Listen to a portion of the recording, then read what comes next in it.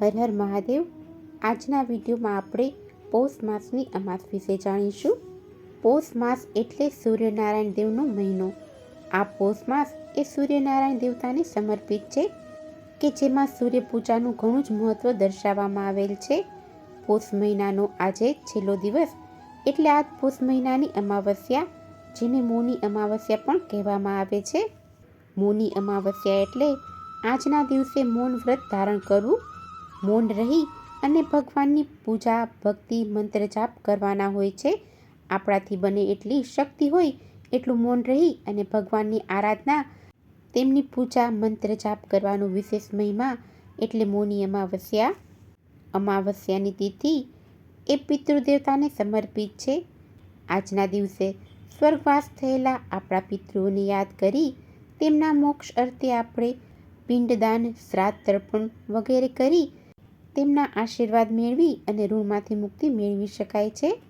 આજના દિવસે પીપળાનું પૂજન કરી તેમને 7 અથવા 108 પ્રદક્ષિણા કરવી અને સૂતરનો દોરો વીંટવો, તેમને મીઠાઈનો ભોગ અવશ્ય ધરાવવો। પિતૃદેવને યાદ કરી એમને તેમની પાછળ બને એટલું દાન પુણ્ય કરવું। આજના દિવસે ઘણા લોકો વ્રત પણ કરતા હોય છે।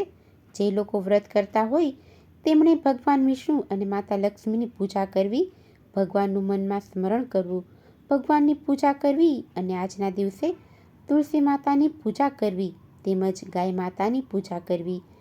અમાવસ્યાની તિથિ એ ભગવાન મહાદેવને પણ સમર્પિત છે। તલ મિશ્રિત કરી અને ભગવાનની પૂજા કરવી તેમજ દાન પુણ્ય કરવા। પૌષ મહિનો હોવાથી આ મહિનામાં તલનું ખૂબ જ મહત્વ છે, તેથી તલનો ઉપયોગ પૂજામાં કરવો તેમજ પ્રસાદમાં, ભોગમાં પણ તલનો ઉપયોગ કરવો અને તલનું દાન કરવું। વંશની વૃદ્ધિ માટે, પતિના દીર્ઘાયુ માટે તેમજ સંતાન સુખ માટે અમાવસ્યાનું વ્રત કરવું જોઈએ। અમાવસ્યાનું વ્રત એ બહુચર માતાને પણ સમર્પિત છે। બહુચર માનું 3 અમાવસ્યાનું વ્રત કરવામાં આવે છે। આ અમાવસ્યાની તિથિ એ માતા લક્ષ્મીને પણ સમર્પિત છે।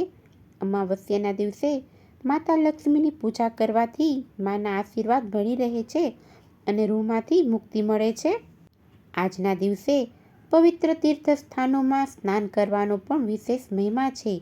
જો આપણે તીર્થ સ્થાનોમાં સ્નાન કરવા ન જઈ શકીએ તો ઘરે નહાવાના પાણીમાં ગંગાજળ, યમુનાજળ મિશ્ર કરી અને તેનાથી સ્નાન કરી શકાય। પાંડવોએ પણ પોતાના વંશના વૃદ્ધિ માટે અમાવસ્યાનું વ્રત કરેલું હતું।